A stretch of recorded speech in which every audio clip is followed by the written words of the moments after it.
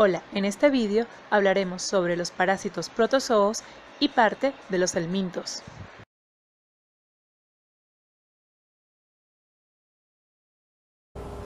¿Qué es Plasmodium? Plasmodium son protozoarios intracelulares estrictos carentes de flagelo que pertenecen al filo Apicomplexa, clase Sporozoa, familia Plasmodidae, causante de la malaria o el paludismo. Esta enfermedad se considera una de las más importantes, ya que afecta entre 300 a 500 millones de personas anualmente en el mundo, según los datos suministrados por la Organización Mundial de la Salud. Esta enfermedad se transmite de un huésped humano a otro a través de la picadura hembra de mosquito del género Anopheles. Este tipo de transmisión se conoce como transmisión vectorial.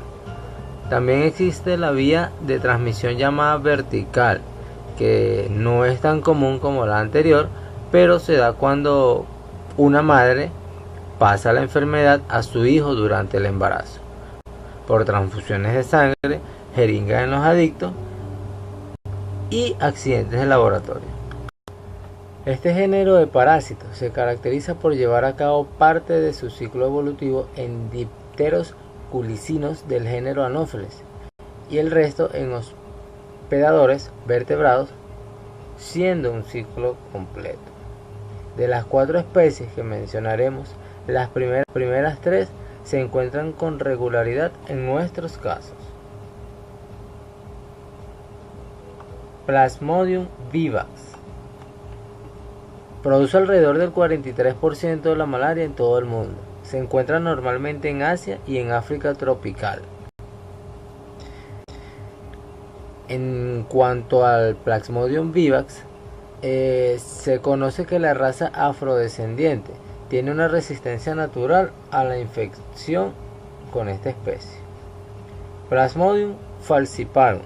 De las especies del Plasmodium, esta es la que más muertes causa en zonas tropicales como Asia, África y Latinoamérica. Se le atribuye el 50% de los casos de malaria y de prácticamente la totalidad de los casos de muerte. Plasmodium malariae. Esta especie se presenta con amplia distribución geográfica, pero no con una continuidad territorial. Posiblemente sea la única especie del Plasmodium que puede infectar a humanos y a animales. El chimpancé es una de las especies de animales que se puede ver afectado por esta enfermedad. Plasmodium ovale ocasiona el tipo de malaria más infrecuente en humanos y se produce en el oeste de África. Además, la sintomatología es leve y el tratamiento con cloroquina resulta bastante eficaz.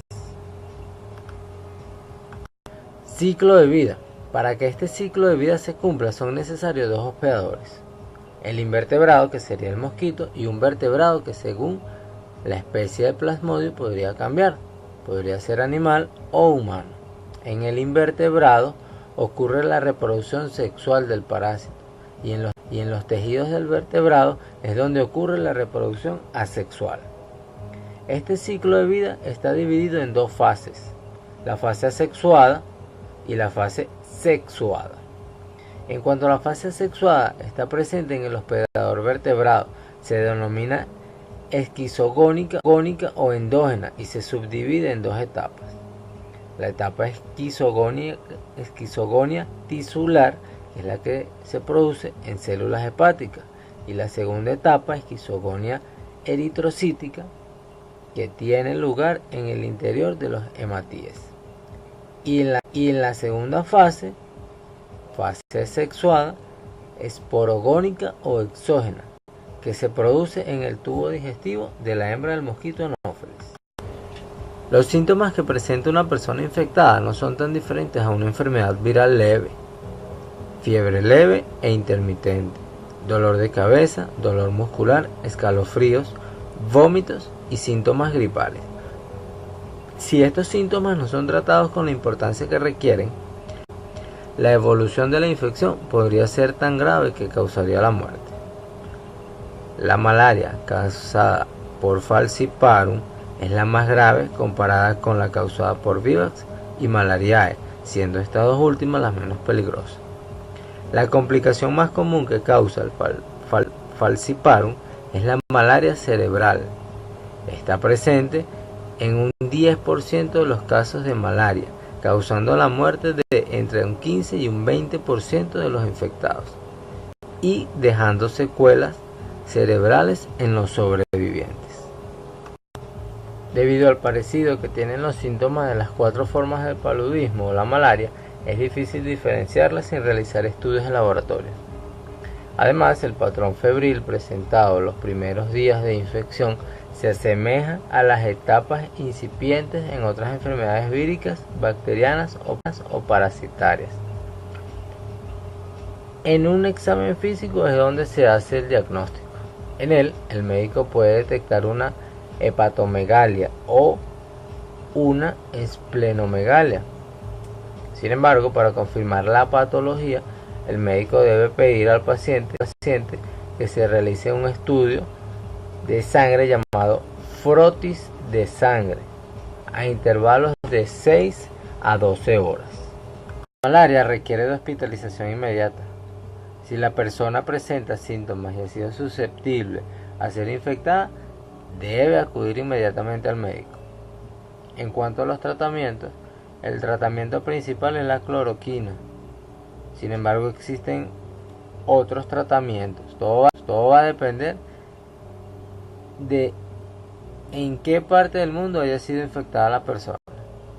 Existen las combinaciones de derivados de artemisina que incluyen artemeter y lumefantrina.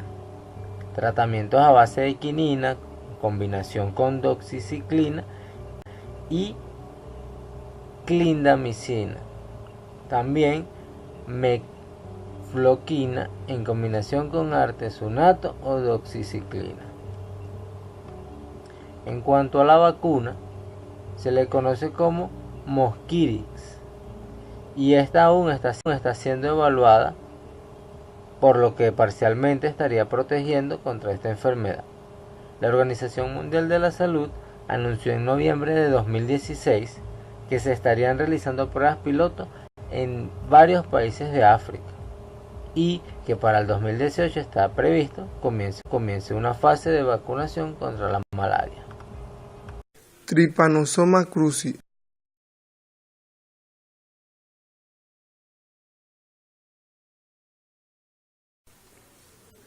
Trypanosoma cruzi es un parásito protozoario perteneciente a la familia Trypanosomatidae que se caracteriza por tener un núcleo y un flagelo único, el cual produce la enfermedad del Chaga. Su morfología. Este protozoo presenta varias formas evolutivas como amastigota. Esta forma del parásito es la reproductiva. Su estructura es ovalada o esférica y no tiene flagelo. Epimastigota. También es la forma reproductiva, pero en el tracto digestivo de los invertebrados. Su estructura es un poco más compleja, es alargado, tiene una membrana ondulante, flagelo y con el citoplasma localizado anteriormente al núcleo. Tripomastigota. Es la forma infectante de ellos. En esta forma no se puede dividir. También son alargados y tienen una membrana ondulante más grande de la que del epimastigota, pero con el citoplasma localizado posteriormente al núcleo. Este tiene dos divisiones, las cuales son Tripomastigota sanguícola. Este mide aproximadamente 20 milésimos de milímetros y tiene extremidades afiladas y es muy activo, mientras que el Tripomastigota metacíclico mide 17 milésimos de milímetro de longitud. Esto no puede evolucionar si no entra en el hospedador vertebrado. También son muy activos y tienen propiedades que no tiene el epimastigota. Puede vivir alrededor de temperatura más alta de 37 grados centígrados. Tiene capacidad invasiva para entrar en mucosa y conjuntiva intacta y para penetrar las células de los vertebrados. Allí se vuelve a transformar en tripomastigota sanguícola. Su hábitat. Hay que acotar que se localiza únicamente en el continente americano.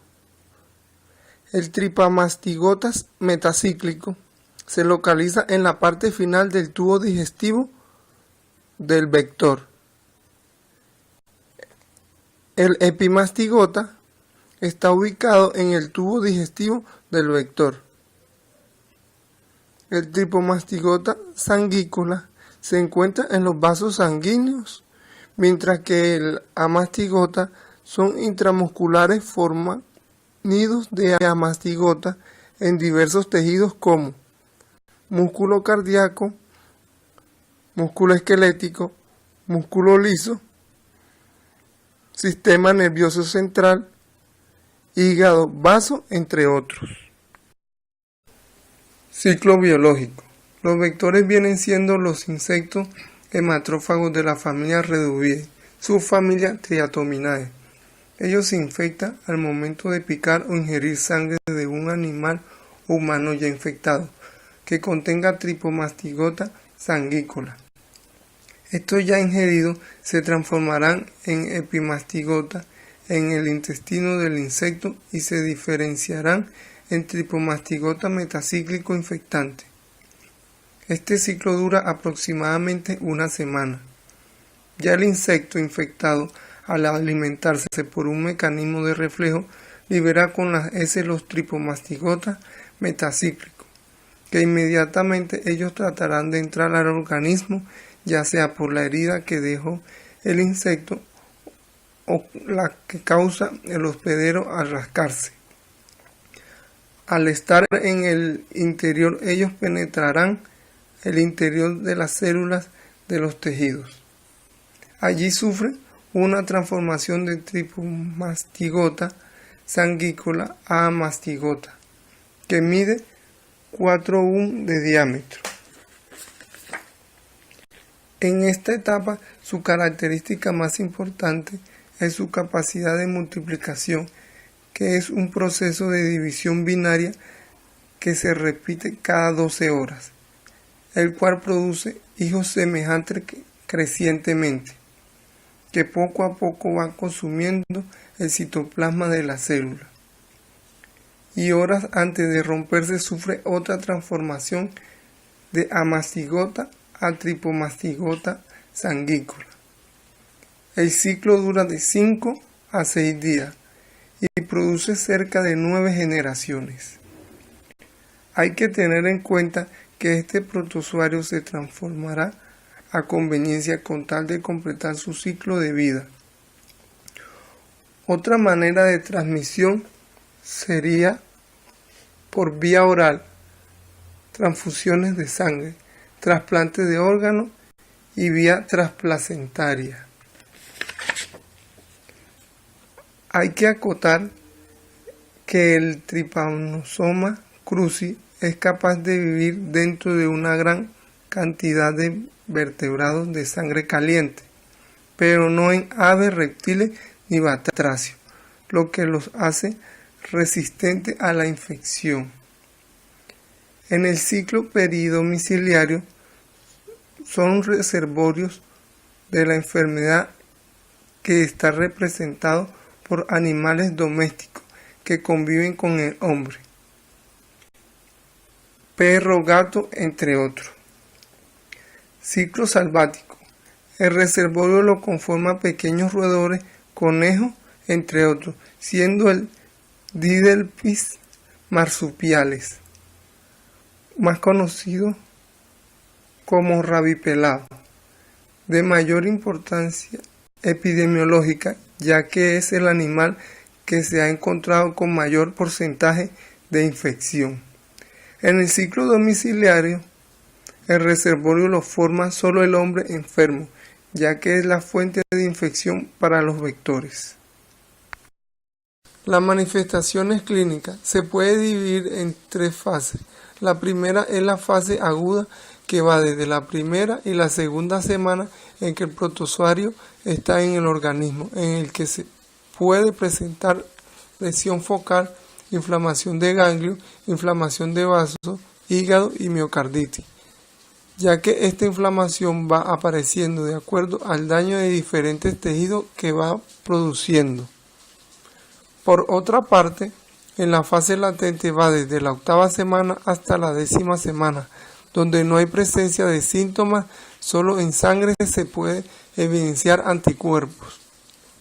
Por último, tenemos la fase crónica, que va desde 10 años a 30 años. Aquí ya se evidencia fuertes daños en el distinto tejido, pudiendo presenciar insuficiencia cardíaca y dilatación del esófago y del colon, ya que este protozoo va destruyendo tejido al pasar de los años. El diagnóstico tenemos clínico epidemiológico. Es de acuerdo a los signos o síntomas que presentan o área donde estén presentes estos vectores. El diagnóstico parasitológico es cuando se muestra que el parásito está en la sangre, y este se puede dividir en inmunológico, donde hay presencia de anticuerpos específicos. Molecular, generalmente es al detectar el ADN del parásito en la sangre, denominado PCR.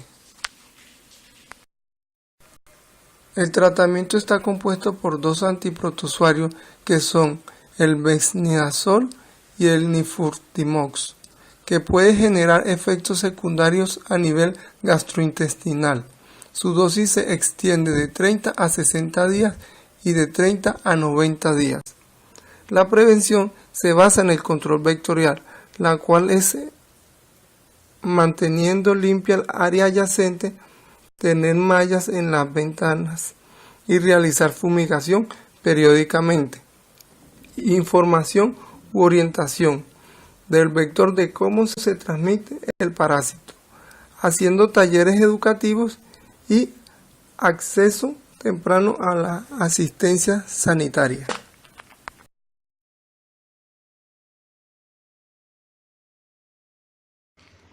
Schistosoma manzoni.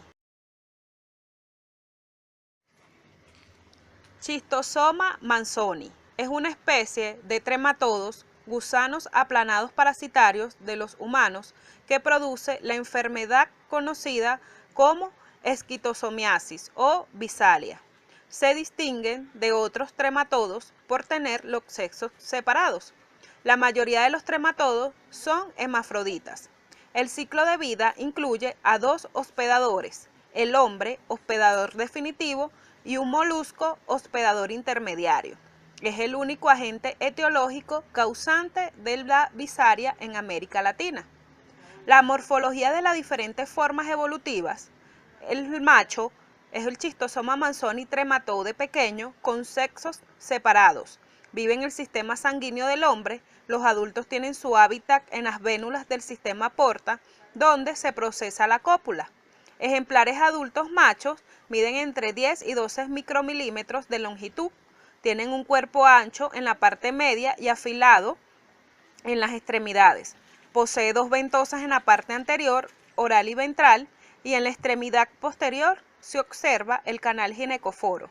Su tegumento está provisto de verrugas gruesas, las masas testiculares situadas posteriormente a la ventosa ventral.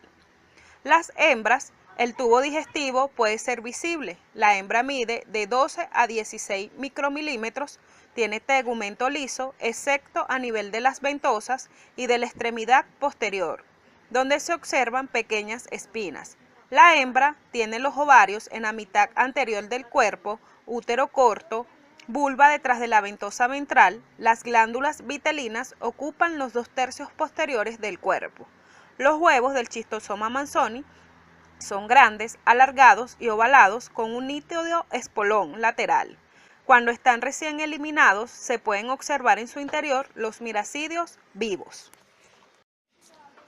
Cabe destacar que dentro del ciclo de vida, al entrar la cercaria en contacto con la piel del hombre, la perforan gracias a sus movimientos y glándulas cefálicas de secreción lítica, pierden la cola y se les denomina esquitosomelos, vermes adolescentes. Estos migran a las vénulas cutáneas y en 16 a 20 horas llegan al corazón izquierdo y de allí son distribuidos a la circulación arterial sistemática.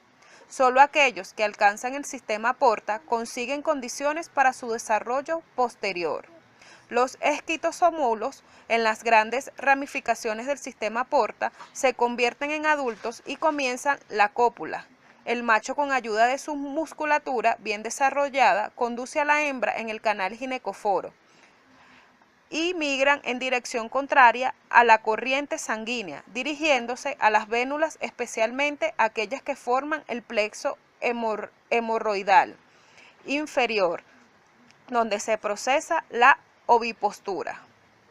Su hábitat viven en las vénulas del sistema porta y la hembra fecundada ovipone, de preferencia en las terminaciones de las vénulas mesentéricas inferiores. Patología y patogenia. Algunos huevos son arrastrados por el torrente sanguíneo portal al hígado y en ocasiones por la anastomosis portocava, llegan a los pulmones o a otros órganos. Los huevos, al ser atrapados en la mucosa intestinal, el hígado y los pulmones, provocan una reacción inflamatoria, con predominio inicial de histocitos y plasmocitos, y posteriormente de eosinófilos, y proliferación del tejido conjuntivo, determinando la fibrosis. Así se forma el granuloma esquitosomótico, el cual en ocasiones presenta en su interior residuos de huevos en el pulmón. Producen proliferación y espesamiento del endotelio de los capilares arteriales, provocando una endoarteritis esquitosomótica. Las fístulas capilares anteriovenosas se forman posteriormente. Se constituye así el sustrato fisiopatológico de la hipertensión pulmonar, con consecuente insuficiencia cardíaca derecha, responsable por el llamado cor pulmonale esquitosomótico. Algunas vermes adultos migran en dirección al hígado, donde, limitados a los espacios portales, provocan necrosis y posteriormente fibrosis. Esa fibrosis periportal ocasiona la hipertensión del sistema porta, responsable por el aparecimiento de varices principalmente a nivel del plexo esofágico inferior, cuya ruptura provoca hematemesis frecuentemente mortal. Síntomas. Muchas personas no experimentan síntomas. Si los síntomas aparecen, por lo general, tardan de 4 a 6 semanas desde el momento de la infección. El primer síntoma de la enfermedad puede ser una sensación de malestar general dentro de 12 horas de la infección. Una persona puede quejarse de una sensación de hormigueo o de la luz erupción, comúnmente conocida como picazón del nadador. Debido a la irritación en el punto de entrada, la erupción que se puede desarrollar puede imitar a la sarna y otros tipos de erupciones. Otros síntomas pueden ocurrir de 2 a 10 semanas más tarde y pueden incluir fiebre, dolor, tos, diarrea, ampliación o de la glándula. Estos síntomas también pueden estar relacionados con la esquitosomiasis aviar, que no causa ningún otro síntoma en los seres humanos. Fiebre de Catamaya, otra condición primaria llamada fiebre de Catamaya, también se puede desarrollar la infección con estos gusanos y puede ser muy difícil de reconocer.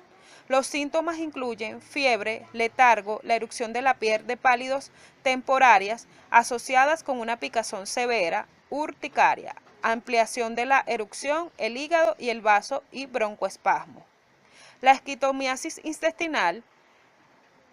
En la esquitomiasis, los huevos se alojan en la pared intestinal, provocan una reacción del sistema inmune llamado reacción granulomatosa Esta respuesta inmune puede provocar la obstrucción del colon y la pérdida de sangre. La persona infestada puede tener lo que parece ser una barriga. Los huevos también pueden quedar atrapados en el hígado, donde dan lugar a la hipertensión arterial a través del hígado, agrandamiento del vaso, la acumulación de líquido en el abdomen y dilataciones potencialmente mortales o áreas inflamadas en el esófago o el tubo digestivo que pueden romperse y sangrar profusamente. Estos son varices esofágicas. Los individuos con esquistomasiosis crónica activa no pueden quejarse de síntomas típicos. En cuanto al tratamiento de las enfermedades que causa este parásito, no hay un tratamiento específico debido a que los pacientes presentan muchas patologías diferentes. En cuanto a la prevención, lo que se recomienda es tener aguas hervidas, no mantener aguas sucias y evitar el baño en ríos. Onchocerca volvulus. Definición. Es un parásito filiciforme y es el agente causal de la oncocercosis, enfermedad conocida como ceguera de los ríos, el mal morado o la eriplesia de la costa. Al referirnos a filiciforme, es que son gusanos de cuerpo fino. Tienen dos géneros, se dividen en dos géneros, macho y hembra. La hembra es mucho más grande que el macho. A la edad adulta, cuando se reproducen con el macho, las hembras liberan larvas llamadas microfilarias, que se liberan en el interior del hospedador definitivo. Etiología. El vector responsable es la mosca negra del género Simulidium. Es un insecto típero del que se han identificado 11 especies diferentes. El huésped. El huésped es el hombre, y su transmisión se lleva a cabo a través de varias especies de insectos simulidos. Estos insectos depositan sus huevecillos en corrientes de agua y pican a cualquier hora del día. Su morfología. La característica de los gusanos adultos. Son blancos, con cuerpo filiciforme y presentan elevaciones anulares. Poseen células mioepiteliales, papilas sesiles, terminación roma, boca circular con esófago largo, que continúa en el intestino y finaliza en el ano. Los machos miden de 20 a 45 milímetros de largo y 0,1 milímetros de ancho, mientras que las hembras miden de 35 a 50 centímetros por 0,5 milímetros de ancho. El ciclo de vida comienza cuando la mosca negra ingiere la sangre e inocula las larvas. Las larvas entran al organismo y entran a tejidos subcutáneos. De adultos generan nódulos subcutáneos. Luego que están adultos, se reproducen y reproducen microfilarias.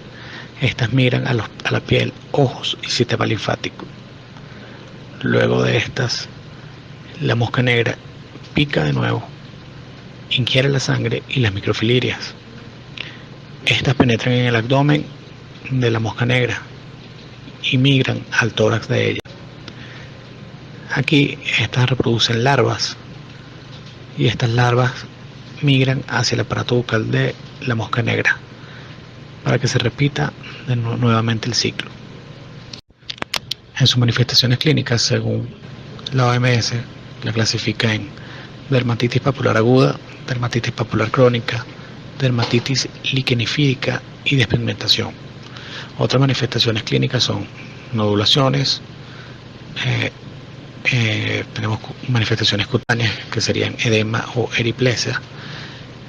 Tenemos el mal morado, que sería piel flácida, fáciles leonila, coloración violácea. Ocular, ceguera, fotofobia y conjuntivitis. Otras manifestaciones clínicas son nodulaciones, tenemos manifestaciones cutáneas que serían edema o eriplesia. Tenemos el mal morado, que sería piel flácida, fáciles leonila, coloración violácea. Ocular, ceguera, fotofobia y conjuntivitis. Patogenia y patología. Oncodermatitis, fase aguda. Muerte de microfilarias, inflamación, hiperquebrantosis, acantosis, edema epitelial, despigmentación de la piel. Tenemos una fase crónica. Disminuye edema epitelial, aumenta hiperquebratosis y atrofia epitelial, esclerosis y analización, atrofia de glándulas y folículos pilosos. Oncodermas, nódulos subcutáneos formados por vermes adultos y tejido fibrótico alrededor. Tenemos lesiones oculares, microfilarias en la cámara anterior del globo ocular, muerte, inflamación reversible o irreversible, ceguera, lesiones de córnea, iris, coroides, nervio óptico o retina. Lesiones linfáticas, adenitis, hiperplasia folicular, histiocito, fibrosis, esclerosis, obstrucción, edema linfático, elefantitis. Diagnóstico. El diagnóstico clínico es epidemiológico. 2. Parasitólogo. Biopsia de piel, nódulo. Examen oftalmológico. Nodulectomía. 3. Test de Mazzotti. Administrar 50 miligramos de dietilcarbamazina. Produce en la piel prurito a los 15 minutos, erupción papular, mialgias, artralgias, edema, fiebre y malestar general. Tratamiento. Es quirúrgico y consiste en quitar los nódulos. El tratamiento médico es dietilcarbamazina, suramina e ivermectina. Se hace un examen detallado de tipo oftalmológico. En cuanto a la prevención, las medidas preventivas son controlar a los transmisores, administración de tratamientos periódicos con ivermectina y desnodulación quirúrgica periódica.